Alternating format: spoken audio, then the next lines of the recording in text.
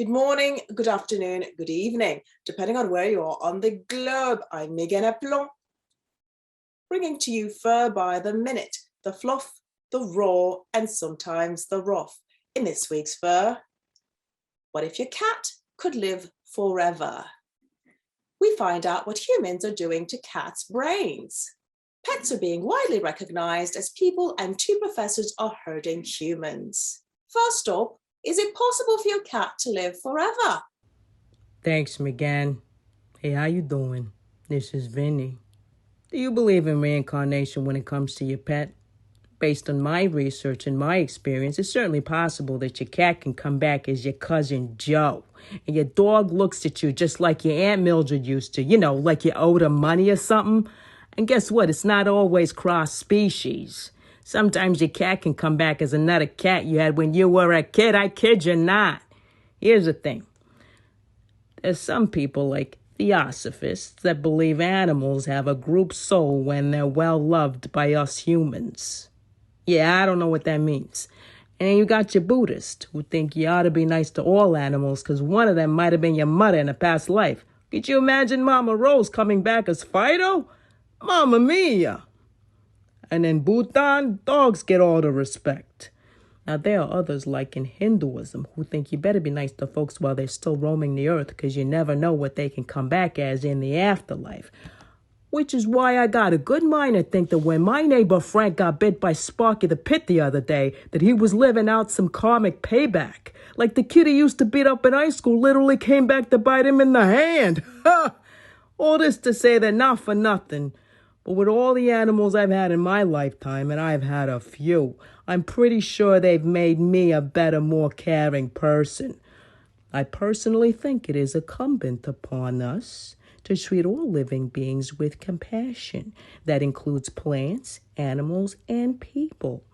Not just because it's the right thing to do, but because you never really know, do you? Next up, you ever wondered why your cat insists on being your bedmate? According to this next story, it's not because they are losing their minds. On Newsweek.com, writer Sue Kim says why felines sleep with their parents. It's the perfect place for them to warm up.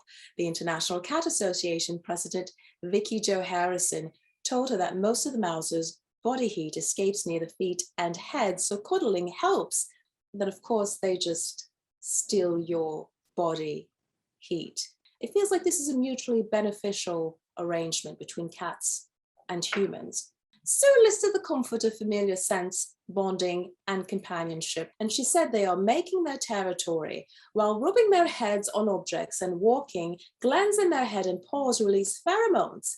These are chemicals that trigger a social response in members of the same species. The fur babies are meowing to other pussies that their humans are their property. I feel like that's what rappers do as well. Next up, pets are being recognized as more than possessions around the world. This is seen by many as positive development. But what does it mean when it comes to matters of the heart at home or in court? Virtual correspondent Julie joins us with more on this. Julie? Thanks, Méganne. Spain became the latest European country to legally recognize pets as sentient beings. That means they are treated as living things instead of property that may be divided in a divorce or separation. Last fall, the state of New York gave judges the authority to consider the best interest of pets in custody cases. Alaska, Illinois, and California already have declared pets as beings. We spoke to divorce attorney Lisa Zeiderman about how this affects parents.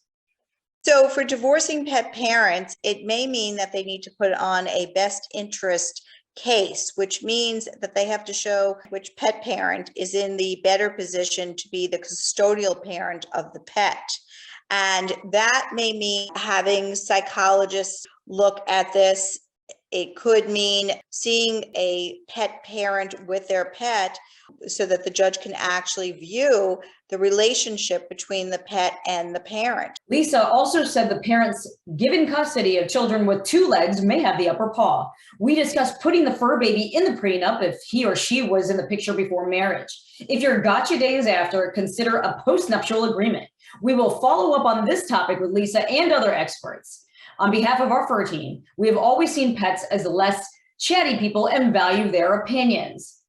Just now, senior canine correspondent Teddy barked it's smart to get a pet nut. Back to you. Thank you, Julie. I second that. Next up, a new study says cancelling livestock around the world could stabilise climate change.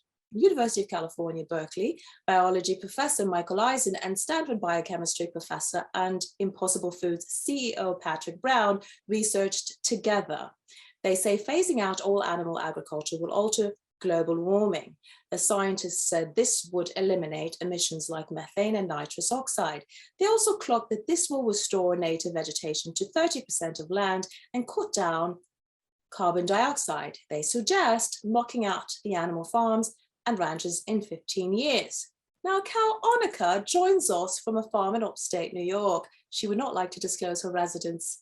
Since she was a heifer, she has been worried about her species seen as a culprit in climate change. Annika, thanks for video conferencing. Please move away on the topic. Oh, Annika, to be called a heifer. Yeah, I know. It's not your fault that you were, as a heifer, you were flatulent because of what they were feeding you. I completely understand, and that accounts for most of the gas emission. What would you like us to know about your plight?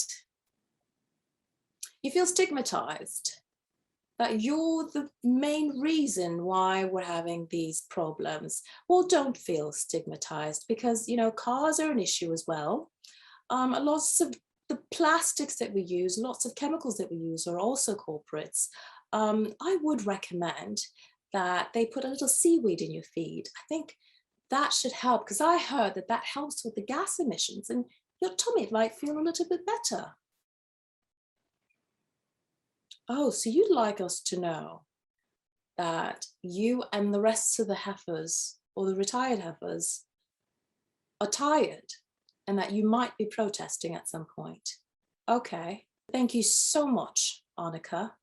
And that's a wrap for us this morning, afternoon or evening, depending on where you are on the globe. I'm Méganne. Be sure to snip out the latest headlines you need to know from the Pandemic Network, brought to you by the Muttly crew. And if you have feedback or story suggestions, please leave a comment and be sure to subscribe and like to the Muttly crew channel on YouTube for fur and other possum entertainment.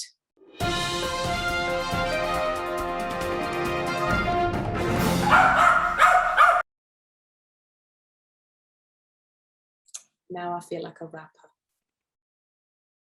I feel like a rapper. We're talking about pussies.